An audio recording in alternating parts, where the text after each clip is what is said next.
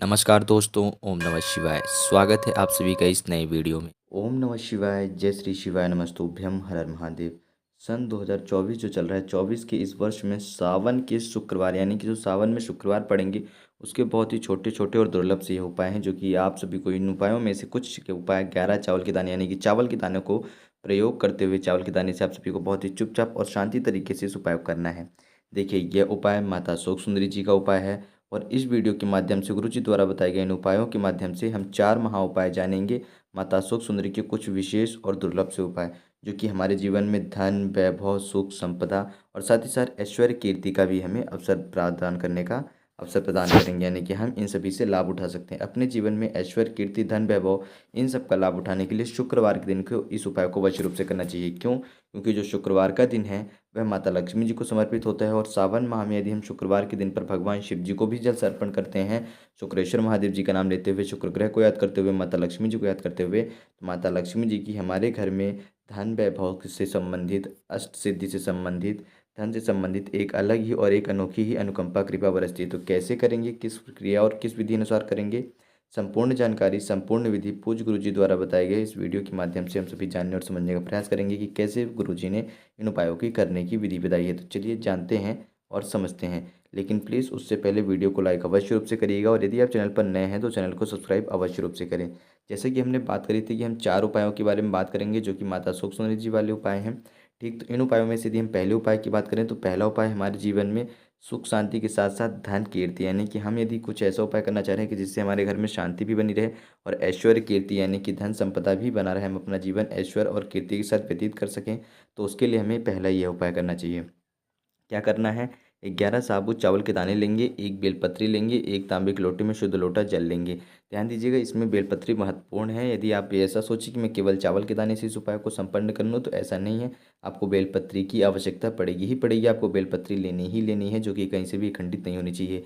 ध्यान दीजिएगा, जिन भी लोगों को बहुत ज़्यादा क्रोध या बहुत ज़्यादा गुस्सा आता हो और वह यदि अपना जीवन सुख संपदा के साथ यानी कि ऐश्वर्य कीर्ति के साथ व्यतीत करना चाहते हैं, धन की आमदनी चाहते हैं, तो उन सभी को चावल के दाने का अवश्य रूप से करना चाहिए। चावल के जो दाने हैं माता लक्ष्मी जी को भी अत्यंत प्रिय हैं, भगवान शिव जी को भी अत्यंत प्रिय हैं और चंद्रेश्वर महादेव जी को भी समर्पित होते हैं। चंद्रदेव जी के ये प्रतीक होते हैं। तो इससे क्या होता है कि आपके जीवन में शीतलता आती है, शांति आती है और स्थिरता आती है, जिसकी वजह से आपके घर में सुख शांति समृद्धि शांति शीतलता और स्थिरता बनती है। तो माता लक्ष्मी जी का आपके घर में प्रवेश होता है और क्रोध आपके जीवन से दूर होता है। तो आप सभी क्या करेंगे? 11 चावल के दाने, एक बेलपत्री, एक लोटा शुद्ध जल लेकर के भगवान शिव जी के मंदिर पहुंचेंगे अपने घर के नज़दीकी। सबसे पहले 11 चावल के दाने आपको मंत्रों से सिद्ध कर लेना है। कौन सा मंत्र? जैसा कि आप सभी जानते ही हैं, ईदम अक्षतम ओम नमः शिवाय। इस मंत्र को आप सभी जानते ही होंगे। तो इसी मंत्र से आपको इस 11 बार चावल नाम मंत्र का जाप करते हुए चावल को सिद्ध करके इस जल के पात्र में मिला लेना है। अब मिला लेने के बाद एक लोटा शुद्ध जल के साथ चावल मिला लिया है, बेलपत्री ले ली है। कुछ इस तरीके से आप अपनी हथेली में सजा लेंगे। बेलपत्र सीधे हाथ में बेलपत्री रखेंगे, उसके ऊपर एक लोटा जल और चावल मिश्रित आपको जल लेना है, जल का पात्र रखना है। अब अपने सीधे हाथ से आपको भगवान शिव जी के शिवलिंग पर जल अर्पण करना है, शुक्रेश्वर महादेव जी का नाम लेते हुए। क्या नाम लेंगे आप? शुक्रेश्वर महादेव जी का नाम लेते हुए। देखिए, इस उपाय को आप सावन के इस माह में कभी भी कर सकते हैं। जैसे कि शुक्रवार का दिन हो गया, सोमवार का दिन हो गया और पंचमी तिथि हो गई। तो शुक्रवार, सोमवार, पंचमी तिथि इन तीनों में से किसी भी एक दिन कर सकते हैं। विशेष रूप से शुक्रवार को करते हैं तो बहुत ही ज़्यादा इसके अत्यंत लाभदायक फल प्राप्त होते हैं। क्यों? क्योंकि शुक्रवार का दिन शुक्र ग्रह जो है वह आपके ऊपर प्रसन्न होते हैं और शुक्रवार का दिन जो है माता लक्ष्मी जी को समर्पित होता है। माता लक्ष्मी जी की एक विशेष और एक अनोखी और एक अनूठी आप सभी के ऊपर अनुकंपा कृपा बरसती है, जिससे भी आप सभी भी धन धान्य के भागीदारी होते हैं और ऐश्वर्य कीर्ति का सुख भोगते हैं। तो जल एक लोटा समर्पित कर दिया आपने शुक्रेश्वर महादेव जी का नाम लेते हुए। अब जल समर्पित कर देने के बाद आपको बेलपत्री जल का पात्र हटा देना है और बेलपत्री ज्यों की त्यों अपने सीधे हाथ में रख करके अपनी इच्छा मनोकामना कहते हुए भगवान शिव जी की शिवलिंग पर माता अशोक सुंदरी वाले स्थान पर समर्पित करना है। जैसे कि अभी आप यहाँ पर देख रहे हैं स्क्रीन पे, यह जो दोनों जलाधारियों के बीच का मध्यकाल का हिस्सा है, इसे हम माता अशोक सुंदरी जी का स्थान कहते हैं। इसी स्थान पर आपको बेलपत्री समर्पित कर देनी है अपनी इच्छा मनोकामना कहते हुए। जो भी आपकी इच्छा मनोकामना होगी, घर में कलेश सुख शांति समृद्धि बनी रहे, साथ ही साथ ऐश्वर्य कीर्ति बनी रहे, धन संपदा की प्राप्ति हो, धन में बढ़ोतरी हो, इस प्रकार से आप प्रार्थना अर्चना कर सकते हैं। यहाँ पर हमारा पहला उपाय जो है वह संपूर्ण रूप से समाप्त होता है। अब हम बात करते हैं अपने दूसरे उपाय की। जो दूसरा उपाय है यह भी हमारे जीवन में केवल धन संपदा के लिए। पहला उपाय सुख शांति के साथ धन संपदा था। दूसरा उपाय, यदि हम धन की बढ़ोतरी चाहते हैं, व्यापार में नौकरी में वृद्धि चाहते हैं कि उसमें हमारी जो आमदनी है वह बढ़े, व्यापार में हमें धन की तरक्की हो, व्यापार में बढ़ोतरी हो, नौकरी में हमारे आमदनी की बढ़ोतरी हो, तो हमें क्या करना है, कुछ कमल गट्टे लेने हैं। एक लोटा तांबे के लोटे में शुद्ध जल लेंगे। इन दोनों चीज़ों को, कमल गट्टे को, इस जल के पात्र में मिलाएंगे और मिला देने के बाद हम सबसे पहले जल समर्पित करेंगे। तो माता सुखसुंदरी जी वाले स्थान में जल समर्पित करेंगे, भगवान गणेश जी, भगवान कार्तिकेय, और फिर उसके बाद हम जल समर्पित करेंगे भगवान शिव जी की शिवलिंग पर। देखिए, जब हम शिव जी की शिवलिंग पर जल समर्पित करेंगे तो उस वक्त हम या तो शुक्रवार को कर रहे हैं तो शुक्रेश्वर महादेव जी का नाम लेंगे, सोमवार को कर रहे हैं तो सोमेश्वर महादेव जी का नाम लेंगे। इन दोनों नाम मंत्रों का जाप करते हुए ही हमें जल समर्पित करना है। इस बात का विशेष रूप से ध्यान रखिएगा आप सभी लोग। ठीक सुबह से लेकर के संध्या तक में आप कभी भी कर सकते हैं। इन दिनों में शुक्रवार हो, सोमवार हो, पंचमी की तिथि हो, जल समर्पित हो जाए तो ध्यान दीजिएगा, जब आपने कमल गट्टा मिलाया था जल के पात्र में ना, यहाँ पर जब आप कमल गट्टा मिला रहे थे तो कमल गट्टा एक बार जल के पात्र के अंदर डालना है। जल को आपको कमलगट्टे वाला जल बना लेना है और उसके बाद इस कमलगट्टे को वापस आप बाहर निकाल लेंगे। ठीक, कमलगट्टा जल के अंदर डाल करके बाहर निकाल लेना है और फिर जल समर्पित करना है। जो कमलगट्टे आपने बाहर रखे थे, यदि आपके पास अतिरिक्त मात्रा में कमलगट्टे हैं तो आप क्या करेंगे कि माता सुख सुंदरी वाले स्थान पर आप एक कमलगट्टा समर्पित कर देंगे। और भी अधिक हैं तो आप और भी अधिक समर्पित कर सकते हैं। भगवान गणेश जी के स्थान पर भी कर सकते हैं, भगवान कार्तिकेय के स्थान पर, और माता जगत जननी जी के हस्तकमल पर भी आप समर्पित कर सकते हैं। परंतु आपके पास एक ही कमलगट्टा है जो कि आप अपने घर से, जहाँ पर आप पूजा अर्चना करते हैं, उस वाले स्थान से उठा करके लाए थे, तो उस कमलगट्टे को आप ले जा करके अपने घर में वापस पुनः से रख भी सकते हैं। इसको जब आप कमलगट्टे को भगवान शिव जी की शिवलिंग पर रखेंगे, तब माता सुख सुंदरी जी को याद करते हुए और उसके बाद भगवान शिव जी को याद करते हुए आपको प्रार्थना याचना करनी है अपने घर में आमदनी की बढ़ोतरी होने के लिए। ध्यान दीजिएगा, पहला उपाय था सुख शांति के साथ साथ धन संपदा ऐश्वर्य कीर्ति हमारे घर में बना रहे। ठीक, यानी कि हमारे घर में लक्ष्मी आती तो है लेकिन वापस चली जाती है, तो ये समस्या ना हो। परंतु अब जो दूसरा उपाय कर रहे हैं, यह है आपके घर में जीवन में धन की बढ़ोतरी करने के लिए। व्यापार हो, नौकरी हो, या कोई अन्य कार्य कर रहे हैं जिसमें कि आप धन की बढ़ोतरी चाहते हैं कि जो धन की मेरी आमदनी है वह और भी ज़्यादा बढ़े, तो उसके लिए आप सभी को यह उपाय करना चाहिए। यहाँ पर हमारा दूसरा उपाय समाप्त होता है। ठीक, अब हम बात करते हैं अपने तीसरे उपाय की। तीसरा उपाय हमारे जीवन से हर प्रकार के कष्ट, विघ्न, दुख, संकट को हरने के लिए है। सावन के महीने में हम शुक्रवार के दिन माता लक्ष्मी जी को तो याद करते ही करते हैं। माता लक्ष्मी जी के साथ साथ जहाँ पे भी हमें धन की पूजा करनी होती है, माता लक्ष्मी जी की पूजा करते हैं। लेकिन उनसे पहले आप सभी को ये पता ही होगा कि गणेश जी की भी पूजा होती है। तो जब गणेश जी की पूजा होती है तो उसके लिए आप सभी को क्या करना चाहिए कि भगवान गणेश जी की भी आप शुक्रवार को पूजा अर्चना करते हैं तो उनकी एक अनुकंपा कृपा बरसती है, जिससे कि धन संकट विपदा दूर होती हैं, जो कि आपके जीवन में धन से संबंधित जो कष्ट विपदा आने वाली थी, विघ्न आने वाले थे, वह सभी दूर होते हैं। तो आप क्या करेंगे, आंकड़े के फूल लेंगे, कुछ 4-6 फूल ले लेंगे आंकड़े के। एक लोटे में शुद्ध जल, एक जल के पात्र में दूध लेंगे और एक में आप जल लेंगे। ठीक, यानी कच्चे दूध मिश्रित जल लेंगे और एक में केवल जल लेंगे। या 2 पात्र तैयार कर लेंगे स्टील के लोटे में। आंकड़े का फूल ले लिया है, इसको लेकर भगवान शिव जी के मंदिर पहुंचेंगे तो सबसे पहले भगवान गणेश जी के स्थान पर, माता सुख सुंदरी जी के स्थान पर, भगवान शिव जी की शिवलिंग पर, इन 3 स्थानों पर आपको यह फूल समर्पित करने हैं। ध्यान दीजिएगा कौन कौन से स्थानों पर 3 हैं, भगवान गणेश जी का, माता सुख सुंदरी जी का, भगवान शिव जी का, इन 3 स्थानों पर फूल समर्पित करेंगे।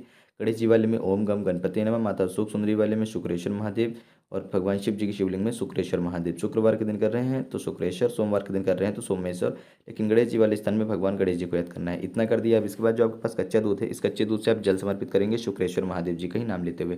शुक्रेश्वर महादेव जी का जब नाम ले रहे हैं, उसके साथ इसका तात्पर्य यह है कि आप भगवान शिव जी के साथ साथ माता लक्ष्मी जी को भी आप याद कर रहे हैं, शुक्र ग्रह को भी याद कर रहे हैं, भगवान वासुदेव जी को भी याद कर रहे हैं जब आप शुक्रेश्वर महादेव जी का नाम लेते हैं। ठीक, तो सबसे पहले भगवान गणेश जी वाले पर जल समर्पित करेंगे, माफ़ करिए, कच्चा दूध समर्पित करेंगे, फिर माता सुख सुंदरी वाले स्थान पर, और उसके बाद अंतिम में जो बचा हुआ कच्चा दूध रहेगा उसको आप भगवान शिव जी की शिवलिंग पर जल समर्पित कर देंगे शुक्रेश्वर महादेव जी का ही नाम लेते हुए।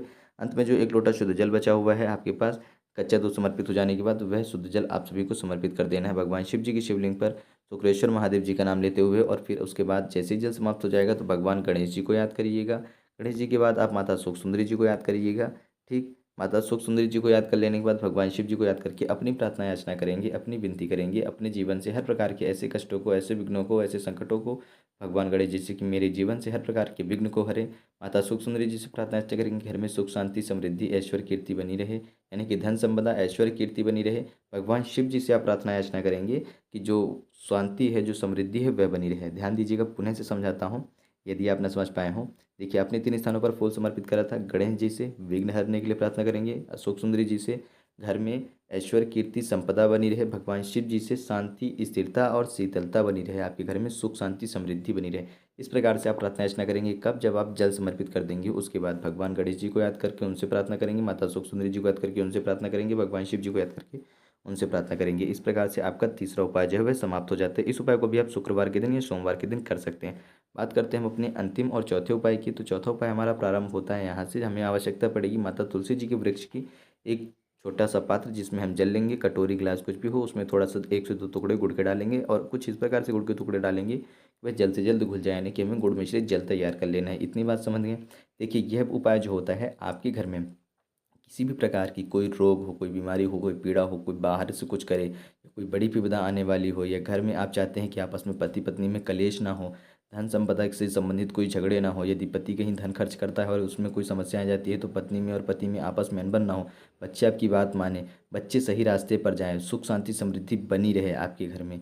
आपके घर में जो धन की समस्या है वह तो दूर ही रहे, या फिर ऐसा ना हो कि धन की समस्या नहीं आती है परंतु कोई ना कोई ऐसी समस्या आ जाती है जिसमें आप धन से संबंधित कोई कार्य कर ही नहीं सकते, जिसमें धन की कोई आवश्यकता ही नहीं है और आपको उस समस्या का कष्ट भोगना पड़ रहा है। ऐसी भी बहुत सारी समस्याएं होती हैं जो कि हमारे रिश्तों में हमारी मानसिक तौर पर होती हैं, शारीरिक तौर पर होती हैं, जिनसे हम उबार नहीं पाते हैं। तो हम सभी को क्या करना है कि इस प्रकार की समस्याओं से मुक्ति पाने के लिए अपने जीवन में अपने पितृ देवताओं को याद करने के लिए, अपने घर के सभी व्यक्तियों को सुख शांति में, समृद्धि में, बुद्धिमान में, ज्ञान में बनाने के लिए, सभी के पास समृद्धि है तो हमें क्या करना है, गुड़ मिश्रित जल तैयार करके इस गुड़ मिश्रित जल को अपने सीधे हाथ में लेना है। जो जल तैयार हो चुका है इसको अपने सीधे हाथ की हथेली में लेंगे और सीधे हाथ की हथेली में कुछ इस प्रकार से लेकर के, जैसे यहाँ पर सीधे हाथ की हथेली से जल समर्पित हो रहा है माता तुलसी जी के वृक्ष में, ठीक इसी प्रकार से आपको यह जल 7 बार समर्पित करना है। थोड़ा सा अपनी हथेली में लिया, अपना नाम बोलेंगे, अपना गोत्र बोलेंगे और फिर उसके बाद इस जल को समर्पित कर देंगे। कहाँ? माता तुलसी जी के वृक्ष में। एक बार किया, फिर दूसरी बार थोड़ा सा जल लिया, अपना नाम गोत्र बोला, फिर जल समर्पित कर दिया। इस प्रकार से टोटल 7 बार आपको करके, यानी कि पूर्ण रूप से 7 बार आपको करके संपूर्ण जल समर्पित करना है माता तुलसी जी के वृक्ष में। अंत में सुख शांति समृद्धि ऐश्वर्य कीर्ति धन वैभव आप संपूर्ण चीज़ों के लिए प्रार्थना अर्चना कर सकते हैं। क्यों? क्योंकि माता तुलसी जी के वृक्ष में इतनी अपार शक्ति होती है कि आपकी सभी प्रकार की समस्याएं, सभी प्रकार की इच्छाएं, मनोकामनाएं परिपूर्ण होती है। खासतौर पे जो माताएं बहनें कर रही हैं मेरी, वह ध्यान देंगे कि यदि उनके जीवन में विवाह से संबंधित कोई इच्छा हो तो भी वे प्रार्थना कर सकती हैं। विवाह संबंधित किसी रूप से धन से जुड़ी कोई इच्छा मनोकामना हो तो प्रार्थना कर सकती हैं। संतान सुख से जुड़ी कोई इच्छा मनोकामना हो तो प्रार्थना कर सकती हैं। संतान के अच्छे भविष्य के लिए प्रार्थना कर सकती हैं। घर बनाने के लिए प्रार्थना कर सकती हैं। अपना खुद का नया घर चाहती हैं उसके लिए प्रार्थना अर्चना कर सकती हैं। या घर संबंधित कोई लोन पास कराना हो उसके लिए प्रार्थना अर्चना कर सकती हैं। जमीन संबंधित कोई इच्छा मनोकामना हो उसके लिए प्रार्थना अर्चना कर सकती हैं। साथ ही साथ व्यापार और नौकरी में तरक्की चाहती हो, चाहे अपने भाई बहन की हो, फिर या फिर आपको अपने पति की नौकरी में तरक्की चाहिए हो, या फिर अपने पिता की नौकरी में तरक्की चाहिए हो, तो आप संपूर्ण रूप से कोई भी माताएं बहनें यदि इस उपाय को कर रही हैं ना, तो वो किसी भी प्रार्थना याचना से संबंधित अपनी प्रार्थना याचना माता तुलसी जी से कह सकती हैं। भगवान वासुदेव जी का नाम लेते हुए शुक्रवार के दिन शुक्रेश्वर महादेव जी का तो आप नाम नहीं लेंगे, लेकिन जब जल समर्पित करेंगे तो नाम और गोत्र बोल करके आपने संपूर्ण गुड़ मिश्रित जल समर्पित कर दिया है, गुड़ वाला यह जल। लेकिन इसके साथ साथ आप अपना नाम और गोत्र बोल करके जब जल समर्पित करेंगे तो भगवान वासुदेव जी को भी याद करेंगे, क्योंकि जो नारायण है वह हमारे पूरी सृष्टि को चलाते हैं और उनकी अनुकंपा कृपा से हमारे संपूर्ण कार्य समर्पित होते हैं, सफल होते हैं। श्री हरि जी का नाम ले सकते हैं, यानी कि आप श्री हरि जी को याद करेंगे अर्थात नारायण देव को याद करेंगे और अपनी प्रार्थना अर्चना माता तुलसी जी के वृक्ष के समक्ष करेंगे तो आपकी संपूर्ण समस्याओं का समाधान हो जाएगा और आपको किसी भी अन्य उपाय करने की इतनी आवश्यकता नहीं पड़ेगी, क्योंकि जो अंतिम चौथा उपाय था वह सबसे सरल उपाय था शुक्रवार के दिन का। तो शुक्रवार के दिन इस उपाय को अवश्य रूप से करिएगा। तो कैसे करना था, किन प्रकार से करने थे ये 4 दुर्लभ से छोटे छोटे विशेष महान उपाय, आप सभी को संपूर्ण जानकारी पूज्य गुरु जी द्वारा जो जानकारी बताई गई है, बहुत ही सरल और बहुत ही सहज माध्यम से आप सभी को समझाने का प्रयास किया गया है कि कौन से वह 4 विशेष और महा उपाय थे माता सुख सुंदरी जी के। तो उम्मीद करता हूँ आप सभी समझ गए होंगे। यदि कुछ प्रश्न हो तो अवश्य पूछिएगा। जय श्री शिवाय नमस्तुभ्यम, हर हर महादेव, ओम नमः शिवाय।